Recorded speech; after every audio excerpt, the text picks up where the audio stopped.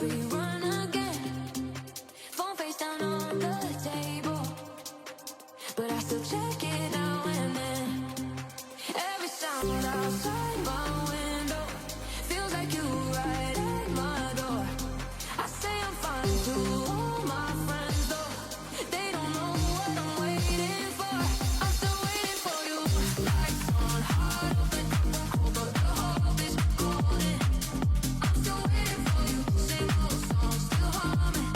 Every little sign feels like you're coming. Yeah, I'm waiting. I'm waiting for you.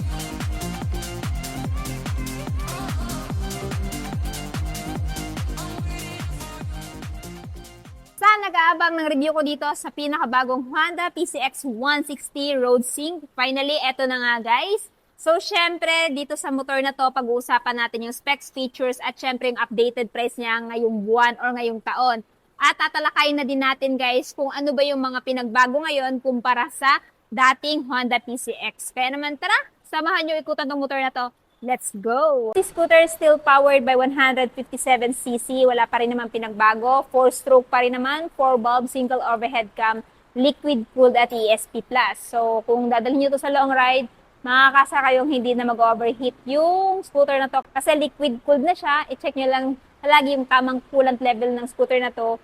At good to go na po kayo sa inyong long ride. So, this one guys ay merong lakas na 11.8 kilowatts at 8,500 RPM.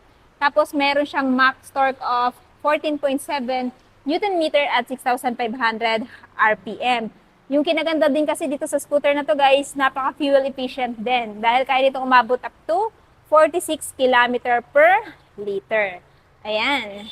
At sa mga lady rider naman, hindi po kayo mabibitin dito kasi napakagaan lang ng motor nito kasi may timbang lamang to na 133 kilograms. Tapos may malaki din siyang fuel tank capacity na 8.1 liters. Kung ita-times mo yun sa 46 kilometer per liter, malayo-layo na rin po yung mararating nyo gamit itong scooter na to. So, ayan. Of course, yung kulay, ang color variant na available dito guys is matte black. At as you can see, wala kayong makikitang sticker or decals dito. Yung emblem niya lang na PCX, no? Which is gold. Napaka-premium po ng datingan at the same time minimalist. So, sa mga mahilig sa itong klaseng color variant, perfect fit po itong motor na to para sa inyo. So, dito guys, ayan, meron siyang logo ni Honda.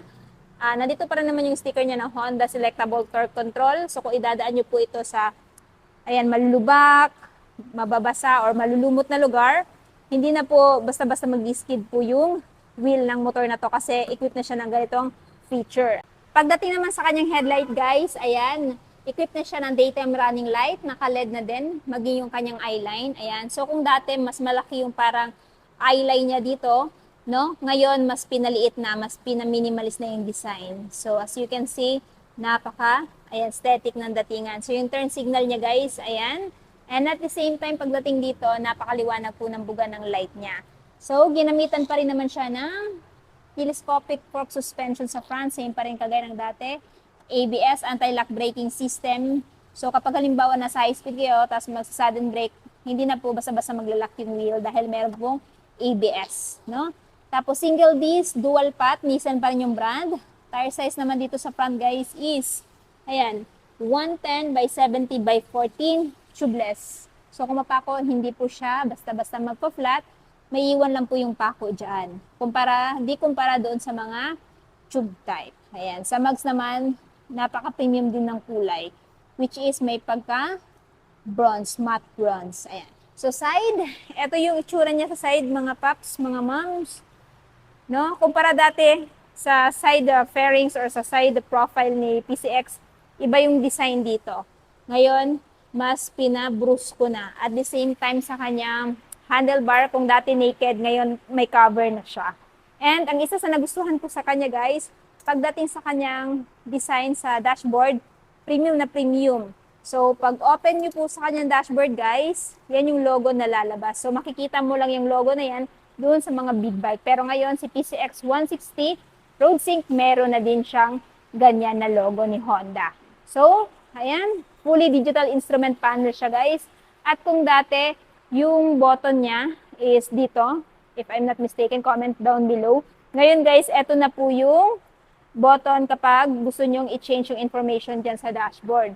So, yung information dito is, ayan, meron siyang speedometer, RPM, ayan, fuel gauge, no?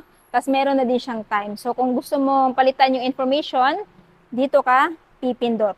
Ayan. So, minimalist na din yung pindutan niya, guys. Yung kay ADB kasi ganito din, pero nasa gitna. No? Pero itong kay PCX, napaka-cute po ng kanyang button. So, ayan. So, ito po yung kanyang total ng tinakbo, trip B, ayan, trip A, tapos bumalik na siya sa dati. Tapos halimbawa gusto mong i-open yung information na to, isa-side mo lang siya, gaganon mo lang siya. So, again, ayan. So, pindutin mo lang siya ng paganyan. Tapos, ito yung trip A niya kanina. Tapos, average consumption. So, hindi pa naman ito pinapatakbo. Tapos, average consumption at average speed. Ayan. Yan yung information niya. Tapos, yung kilometer, yung settings. So, ito yung settings niya mga paps, mga moms. So, nandyan yung function. So, kung i-open mo yung function, nandyan yung trip A, auto reset. Tapos, ito yung display. So, nandito yung display type. So, pag bubuksan mo yan, mayroong bar, mayroong circle. So, pwede nyong i-change yung display type. No? Pwede nyong palitan ng bar or kaya circle or yung simple. Next is brightness. So, meron siyang auto at saka manual. Sa background naman, ayan, meron kang mapagpipilian. So, pwedeng auto. So, both white and red. Pwedeng black at pwedeng white. Yung kinaganda sa bagong dashboard ni PCX 160. Ito yung favorite info. Ayan guys, dalawa yung mapagpipilian ninyo.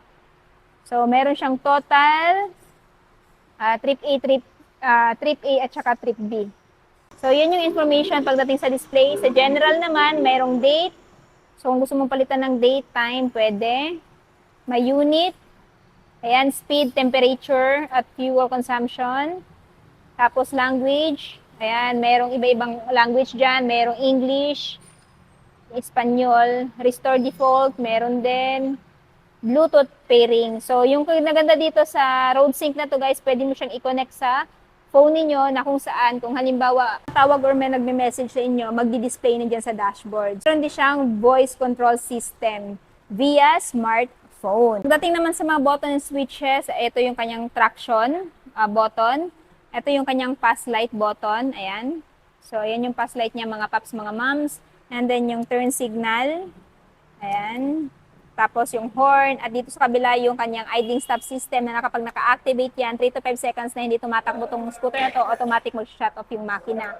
Yung hazard, meron din siyang hazard button. No?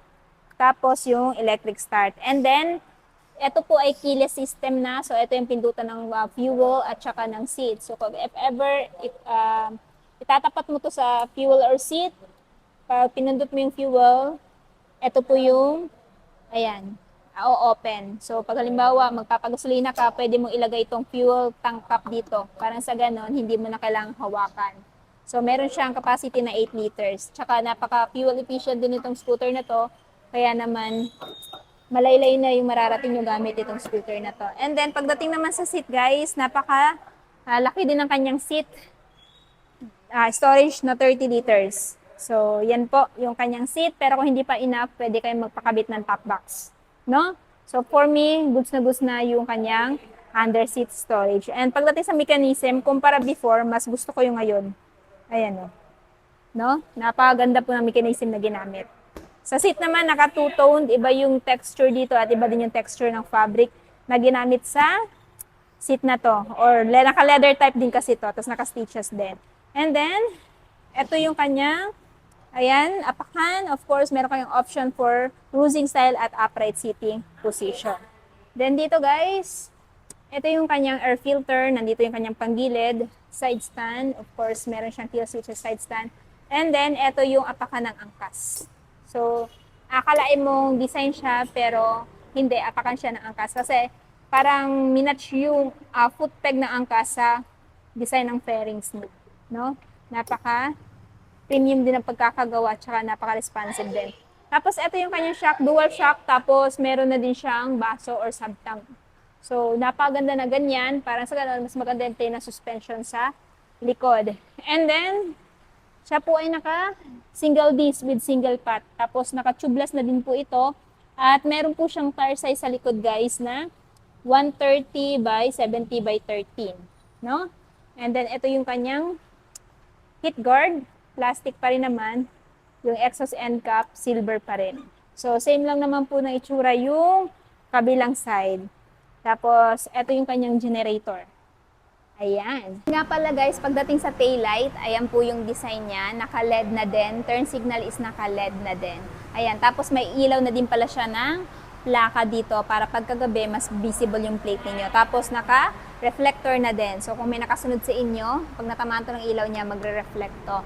And, dito nga pala sa kanyang side mirror, maganda din yung side mirror ginamit. Premium na stock yung ginamit dito. And for me, hindi ko na to papalitan muna ng aftermarket kasi napaganda ng side mirror ni Honda na nilabas pagdating kay PCX. Malawak na din kasi yung rear view, kaya naman kitang-kita kung sino yung nasa gilid, dito banda or nasa likod ninyo.